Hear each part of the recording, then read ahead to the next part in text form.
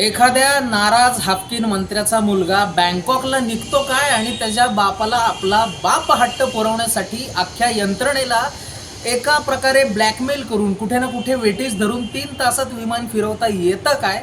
शासनाची अशा पद्धतीचे कुठेतरी एक फास्ट अँड फ्युरियस पद्धतीची कार्यपद्धती बघितली की आपल्याला प्रशासनावरचा विश्वास वाढतो.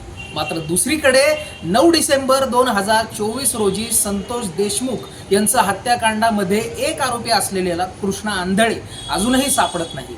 या सगळ्या हत्याकांडाला आज 2 महिने उलटून गेल्यानंतर सुद्धा कुठे आहे कृष्णा आंधळे हे शोधण्यात आपल्या महाराष्ट्राचं 3 तासात मंत्र्याच्या मुलासाठी अख्खच्या अख्खं विमान उलटं फिरवणारं प्रशासन याचं उत्तर देऊ शकलेलं नाहीये. नमस्कार, जय महाराष्ट्र.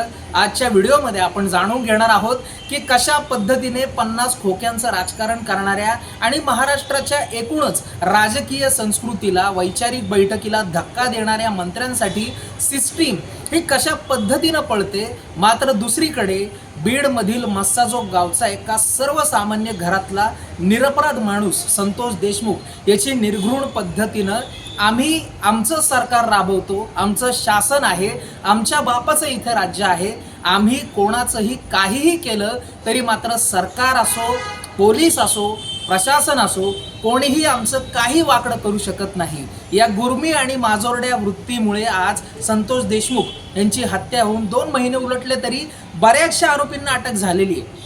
मात्र अख्खं विमान उलटं माघारी फिरवणाऱ्या पोलीस दलाला, सगळ्या यंत्रणेला अजूनही देशमुखांचा एक खुनी असलेला कृष्णा आंधळे सापडत नाही.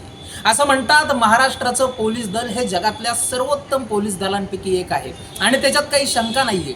पण जर का लोकांना, गुन्हेगारांना पकडण्याची मानसिकता ही सरकारमध्येच नसेल, कारण पोलीस कितीही झालं तरी हे हुकमाचे ताबेदार आहेत आणि दुसरीकडे आपण बघतोय की त्या हुकमरान लोकांसाठी जिथे त्यांना 3 तासात सगळं रामायण घडवता येतं, त्या पोलिसांना मात्र अजूनही मला माहीत नाही याच्या मागे हे हेतुतः होतंय, हेतू पुरस्सर होतंय की खरंच आपल्या पोलिसांना गुंगारा देण्यामध्ये कृष्णा आंधळे हा खरंच जेम्स बॉन्डचा एखादा शिष्य शोभावा अशा पद्धतीने आपलं वेषांतर करून पळतोय. उत्तर काही असेल किंवा त्यामागचा निष्कर्ष काही असेल, पण वस्तुस्थिती ही आहे की आजच्या महाराष्ट्रात जर का तुम्ही श्रीमंत घरातले असाल, जर का तुम्ही संपन्न घरातले असताल, तुमचे वशिले मोठे असतील, लागेबंदे मोठ्या लोकांचे असतील, तुम्ही मंत्र्याची औलाद असाल, तर तुमच्यासाठी सिस्टीम दिवसाची रात्र करून राबते.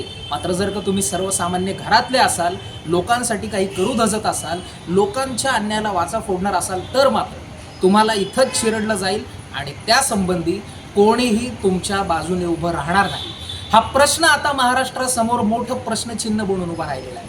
आता फक्त प्रश्न हा आहे की याच्यावरती एक सरकार म्हणून काय भूमिका घेईल. अर्थात त्याची अपेक्षा नाहीये, मात्र जनतेकडून हे प्रकरण लोकांना विसरू द्यायचं नाही. ही गोष्ट आता तुमच्या आणि आमच्या हातामध्ये आहे. त्यामुळे आपण अजूनही या विषयाला लावून धरूयात आणि आपल्या भावाला न्याय मिळवून देऊयात हे सांगतो. आणि पुन्हा एकदा पुढच्या एका व्हिडिओमध्ये भेटूच. मात्र पुन्हा एकदा लोकांना हात जोडून कळकळीची विनंती आहे की धार्मिक, जातीय, राजकीय विद्वेषाच्या पाठीमागे एका निरपराधाचा खून हा फिका पडता कामा नये. त्या गोष्टीला आम्ही वाचा फोडत राहू. भेटूयात अशाच एखाद्या व्हिडिओमध्ये. धन्यवाद. जय हिंद, जय महाराष्ट्र.